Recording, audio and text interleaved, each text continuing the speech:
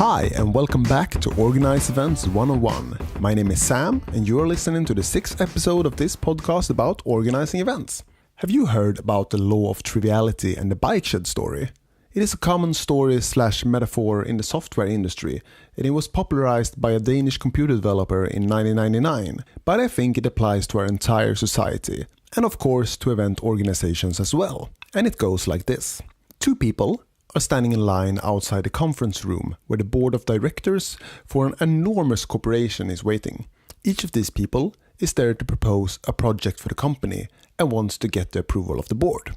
The first person enters and tells the board about their plan for $1 billion project where the company should build their own atomic power plant. They show the board the budget, the blueprints, and after the presentation they ask, are there any questions? The board is mostly silent.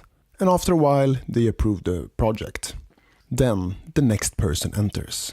They tell the board how they and their colleagues go to the office every day by bike, but they are having trouble finding some place to park their bicycles. So, they propose that the company should build a black bike shed by the west entrance and the budget for this will be $1,000. Then, the board starts asking questions. Why should the bike shed be black? Will it not be warm during the summer?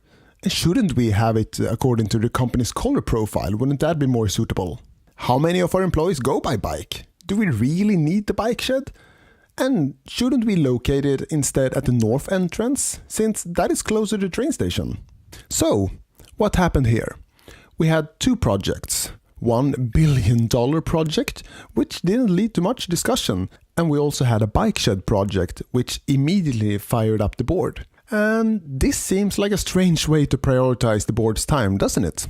The idea is that the atomic power plant is such a vast, expensive and complicated project so that people can't simply grasp it. And rather than try, they fall back to the assumption that somebody else has probably checked all the details before they got this far. The bike shed, on the other hand, is really easy to grasp. Anyone can build a bike shed over a weekend and still have time to watch TV. So, no matter how well prepared and how reasonable you are with your proposal, somebody will seize the chance to show that they are doing their job, they are paying attention and they are there. It's all about personal pride and prestige. It's about to be able to say afterwards, hey, I did that, I contributed and I'm an important person, I took part of this discussion. And it's a really common human behavior.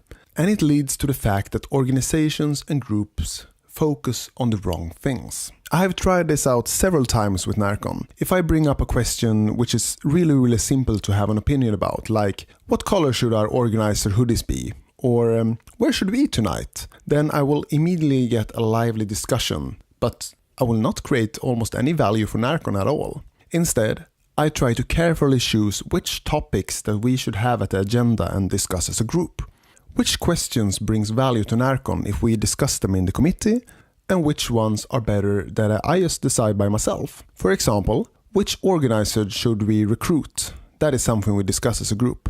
But the color profile for an individual festival is something that I decide by my own. Most of the times, the value added by discussing a problem as a bigger group is so low that it's just better to decide by yourself so that you can accomplish more tasks. And if we have a discussion where I feel that we end up mostly bike shedding, then I try to steer the topic over to something of value instead.